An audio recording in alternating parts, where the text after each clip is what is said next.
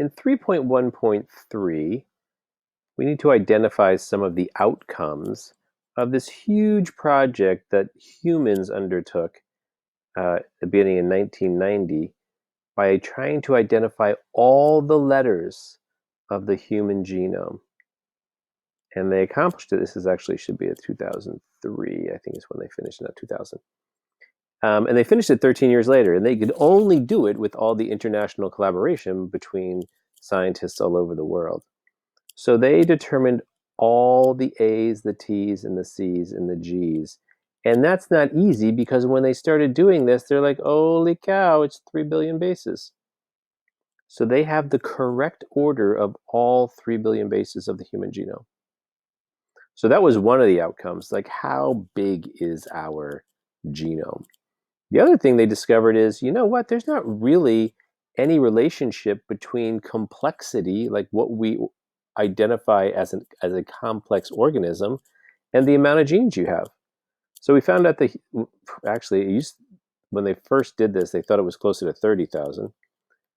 But as they're looking at more and more organisms, they're realizing that, whoa, a rice plant has more genes than a human.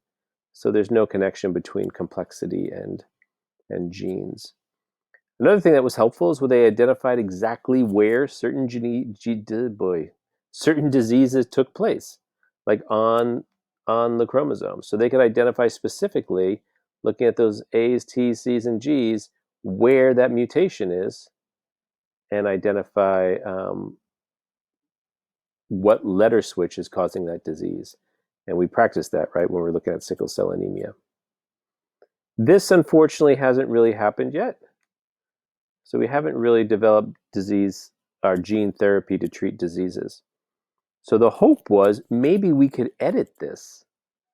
Maybe using techniques like CRISPR, we could just erase that out and then put the correct sequence in there so people wouldn't continue to suffer from diseases.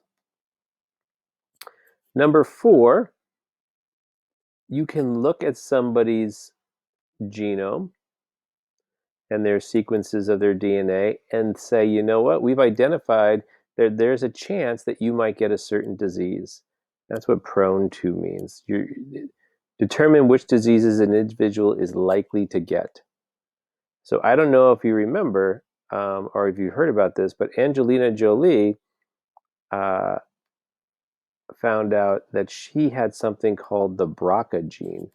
The BRCA gene, it might be 2 C's, I forget. BRCA, I think. The BRCA gene, if you have this BRCA gene, the certain form of it, right, the certain allele, you have, if you're a woman, an 87% chance of getting breast cancer, which is extremely high. So she was very proactive and actually got a double mastectomy, had her breast removed, so she didn't have to worry about that. She lost her mother to breast cancer. That was the reason she acted on that so quickly. And the last one here, provide information about connections, evolutionary, right, between species. Do they have common ancestors? So when we talked about classification way back in 5.3,